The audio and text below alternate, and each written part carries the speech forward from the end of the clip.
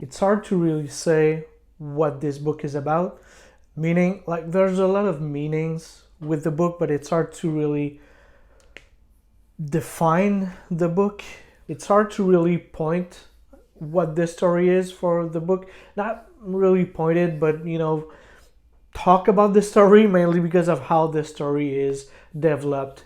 So last week I read House of Leaves by Mark Z. Danielewsky. So this book is a paradox. It's something while being something else at the same time. So the book asks a lot of questions without even asking questions.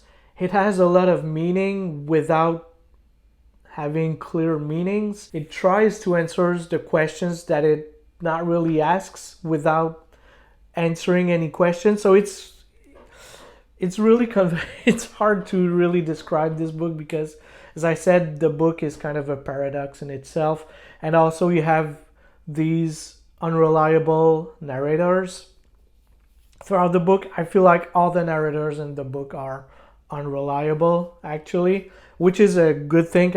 I like that. It's just that you can never really know if what they're saying is true or not. So on with the story. So as I said, the story is kind of hard to really describe it because of how it's written and how it's developed throughout the book. But mainly the story is told through three different narrators. Not really through three narrators, mainly two narrators, but there's this third one who's not really a narrator but kind of a found footage. So on with it. I'll try to explain it and maybe make some sense out of this because this book, if you've not guessed by now, kind of makes no sense at times, and I think that was done on purpose. But on with the story. So firstly, there's this movie. So this movie is made by a guy named Will Navidson, and it's essentially a movie. It's found footage. If you've seen Paranormal Activity or the Blair Witch Project, it's essentially that. I maybe have a bit more focus on Paranormal Activity because you have all these cameras everywhere inside the house. So you have a family of four that moves into this house that's larger in the inside than on the outside, and mainly there's this one room that just appears out of nowhere, and this room keeps on growing and shrinking on its own will, and the inside of the room is dark. It's pure darkness essentially, and it's really, really cold, like below freezing temperatures. And so that's kind of the first part. So after this, you have not first part but first story within the book, if I could say it like this. And then we have a guy who's doing an essay critique of that movie. So Zampano is doing an essay or a critique, as I said, about the Navidson record. So that's how the movie is known as, that Will Navidson has made. And so that's the main focus of the book. So we're reading the essay of Zampano. Not only essays, like telling us scene by scene what is happening. And the weird thing is, Zampano is blind. We don't know if he was always blind, but that raises the question, how could he see the movie if he's blind?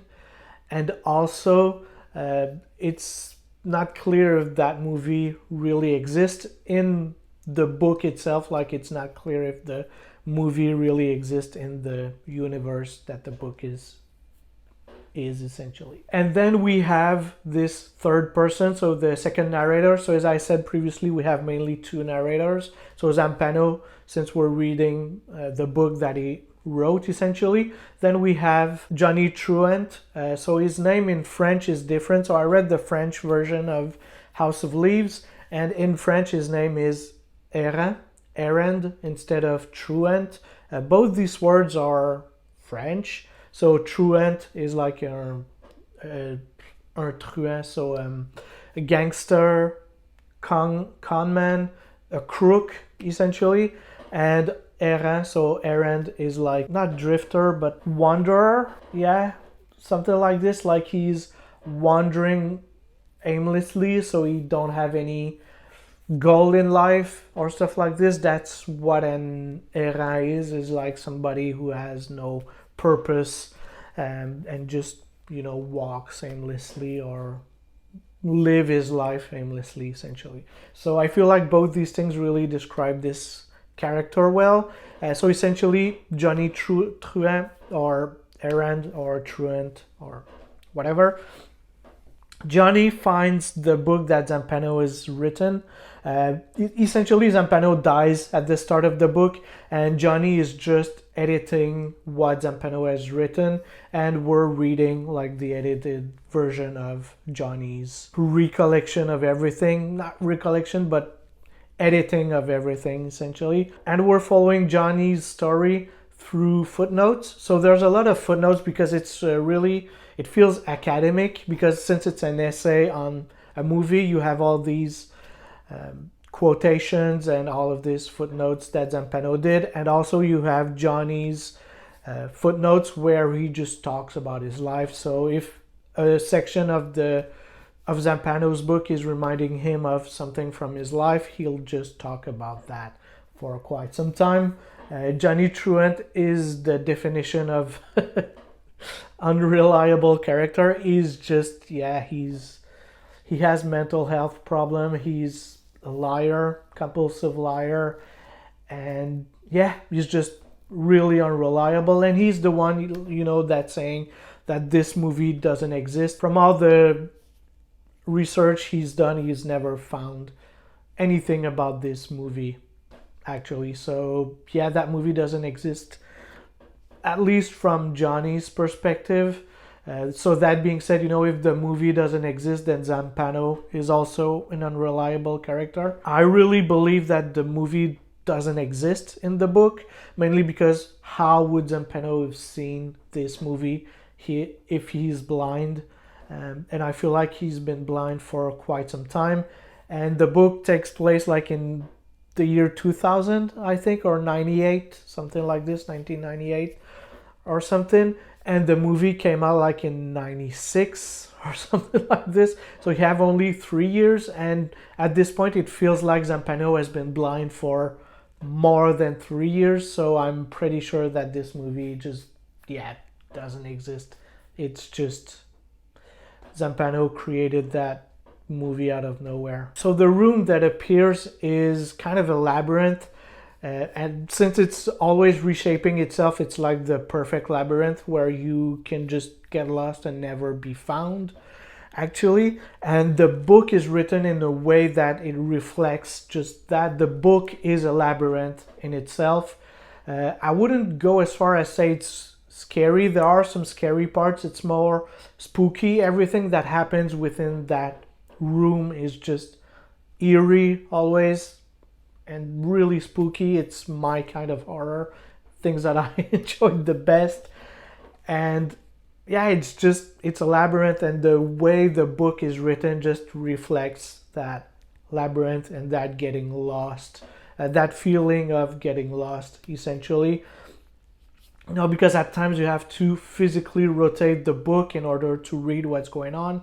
And there's this one scene where Will Navidson is inside the room and he's lost all notions of space. So where is up, down, left, and right. He's lost all of this. And while that happens, you're constantly rotating the book around to read what's going on, what happens.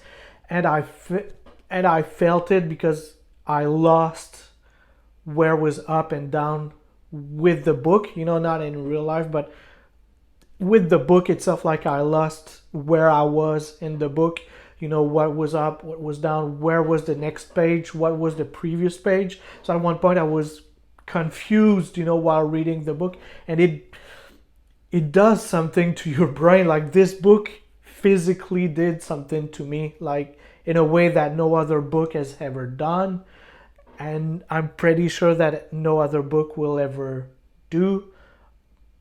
It's just, and I really felt like physically and mentally weird while reading this book. The book just does that to you, you know. It's thinking about this right about the book right now, I'm still having these weird feelings towards it. It's a book that really does something to you. It's a gorgeous, scary, eerie book that I'm glad I read. I don't know if I'll ever read it again just because of what it does to you, but it's one that you should definitely read at least once in your life because it's an experience that you're not getting usually from books that you got from it.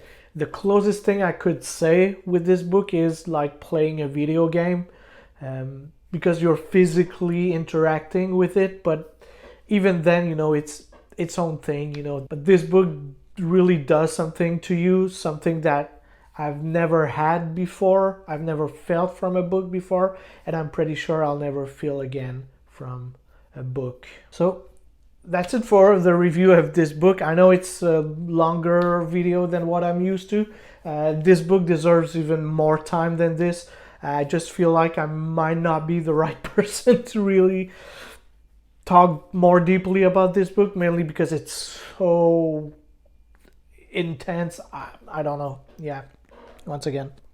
So next week, there's no random pick. I'll be reading The Exorcist. I'm almost finished reading The Exorcist right now. But what I want to do is talk about the book and all movies. So there's 5 movies right now. But the new movie is coming out October 6th, so next Friday. So what I want to do is do a video about The Exorcist, so next Wednesday, and then the Saturday afterwards. So October 7th, I want to talk about the new Exorcist movie, you know, how it compares with the old stuff, and the book also. Thank you guys for watching. Have you read House of Leaves? What are your thoughts on this? Should I try and make a longer video about it? You know, let me know down in the comments down below. Thank you once again for watching, and I'll see you in the next one.